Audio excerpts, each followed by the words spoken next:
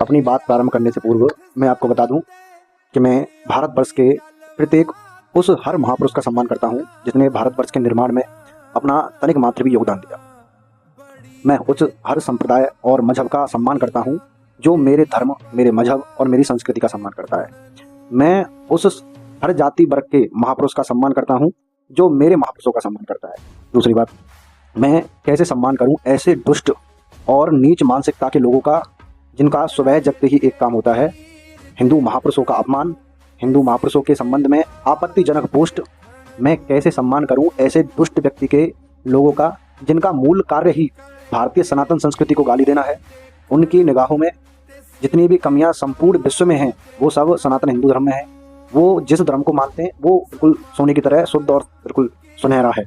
मैं कैसे सम्मान करूं उन दुष्टों का जिस व्यक्ति को मैं इष्ट देवता मानकर उनकी पूजा करता हूं, वह उन इष्ट देवता को सुबह शाम सोशल मीडिया पर गाली देने और उन्हें अपमानित करने का कार्य करते हैं। मैं कैसे सम्मान करूं उस निम्न बुद्धि के दुष्टों का जो ब्राह्मणों की और सवर्ण समाज की बेटियों को अपमानित करने का कार्य कर रहे हैं।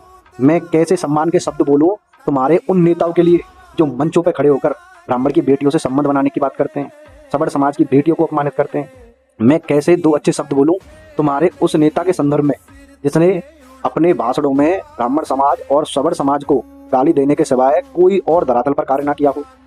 अगर वास्तव में आप चाहते हैं कि समाज में आपके महापुरुषों का सम्मान व्यक्ति हृदय से करे तो सर्वप्रथम दूसरे के महापुरुषों का सम्मान करना सीखें।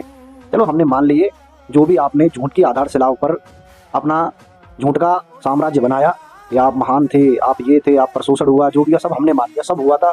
सृष्टि का आरंभ और अंत भी उन्होंने किया था।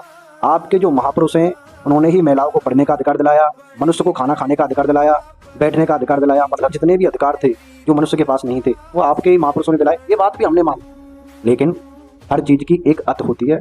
गलत वह व्यक्ति नहीं जो सवर्ण समाज को गालियां दे रहा है या सवर्ण समाज को अपमानित करने का कार्य कर रहा है। गलत वह हर व्यक्ति है जो उस दुष्ट के साथ में खड़ा है।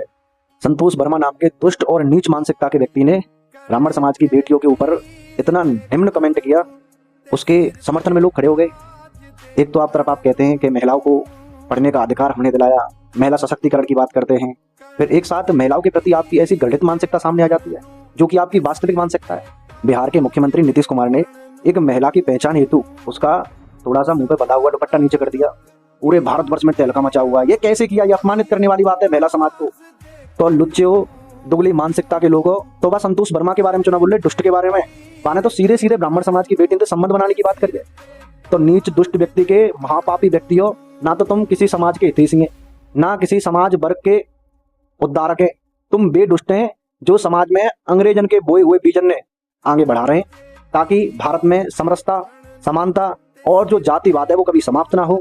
जातिवाद के नाम पर तुम कीड़ान ने अपनी राजनीतिक पार्टियां बनाई और राजनीतिक पार्टी ने बना के सपने देख रहे हैं स्वयं जाति के समापन को।